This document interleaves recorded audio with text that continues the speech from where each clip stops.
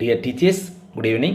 UGTRB Physical Education எக்ஸாமுக்காக முதல் பாடமான Principles and History of Physical Education பாடத்தில் உடற்கல்வியின் இலக்குகள் மற்றும் நோக்கங்கள் பகுதியில் கேள்விகளை படிக்கலாம். உடற்கல்வியின் முதன்மையான நோக்கம் என்ன? உடல் வளர்ச்சி ஆகும். ஓகேவா? உடற்கல்வியின் முதன்மையான நோக்கம் என்பது உடல் வளர்ச்சி ஆகும். ஓகே, தென்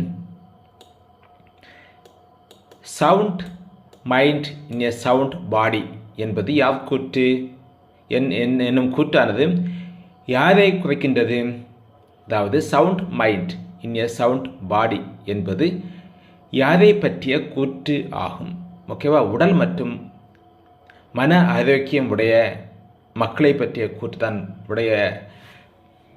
உடல் மற்றும் மன ஆரோக்கியமுடைய மக்கள் அல்லது மனிதனை பற்றிய கூற்று தான் என்ன?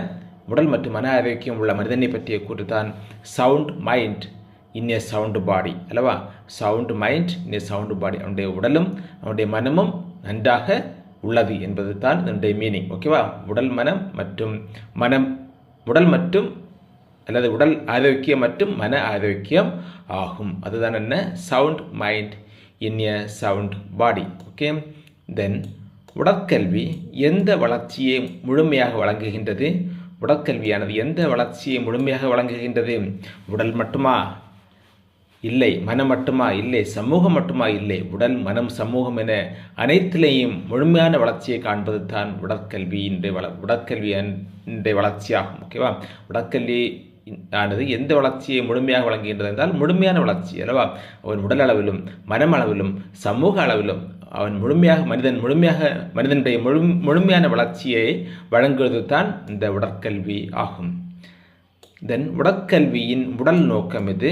உடற்கல்வியின் உடல் நோக்கம் என்னவென்றால் தசை வளர்ச்சி ஆகும். தசையினுடைய வளர்ச்சி தான் உடல் நோக்கமாகும். தசை வளர்ச்சியடைய வேண்டும் என்பது தான் உடற்கல்வியின் உடல் நோக்கமாகும்.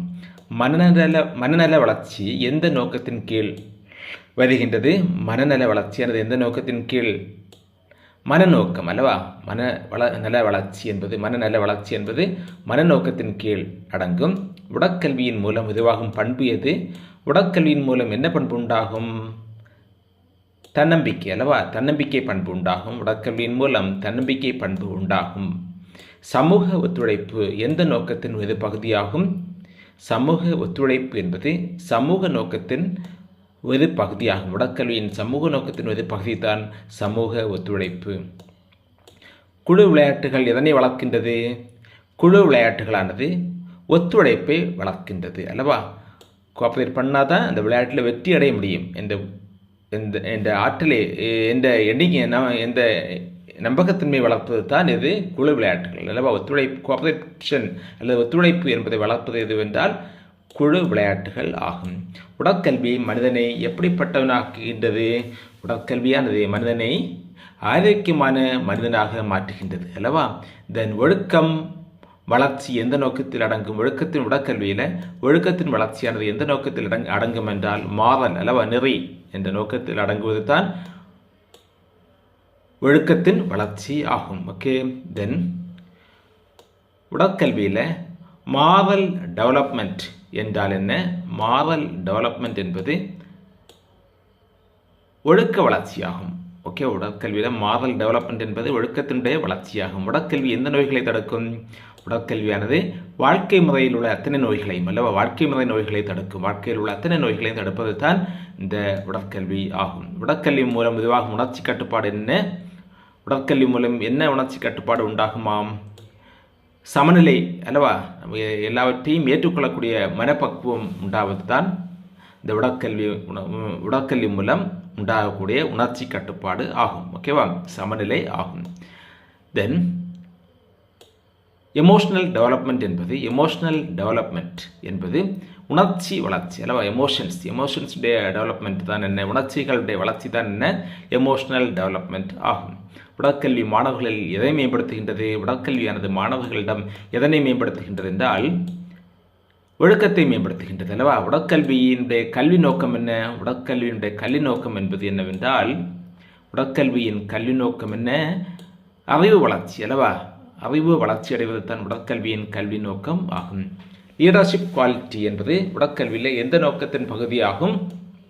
லீடர்ஷிப் குவாலிட்டி என்பது உடற்கல்வியில் சமூக நோக்கத்தின் ஒரு பகுதி ஆகும். உடற்கல்வி மனிதனை எதற்கு தயார்படுத்துகின்றது? உடற்கல்வி மனிதனை வாழ்க்கைக்கு தயார்படுத்துகின்றது. ரீக்ரியேஷன் என்றால் என்ன? பொழுதுபோக்கு அல்லவா? உடற்கல்வியின் பொழுதுபோக்கு நோக்கம் எது? மன அழுத்தம் குறைத்தல் அல்லவா? மன அழுத்தத்தை குறைத்தல் என்பது தான் உடற்கல்வியின் பொழுதுபோக்கு நோக்கம் ஆகும். ஓகேவா? சமூக நோக்கம், பொழுதுபோக்கு நோக்கம், கல்வி நோக்கம் எல்லாவற்றையும் நாம் ஞாபகம் வைத்துக் கொள்ள வேண்டும். தென் உடற்கல்வியின் சமூக நல்லிணக்கத்தை வளர்க்கும் அல்லவா? சமூக நல்லிணக்கத்தை வளர்ப்பது உடற்கல்வி. உடற்கல்வி மூலம் மாணவர்கள் கற்றுக்கொள்ள மதிப்பு எது? மாணவர்கள் உடற்கல்வி மூலம் புதுமையை கற்றுக்கொள்கின்றனர்.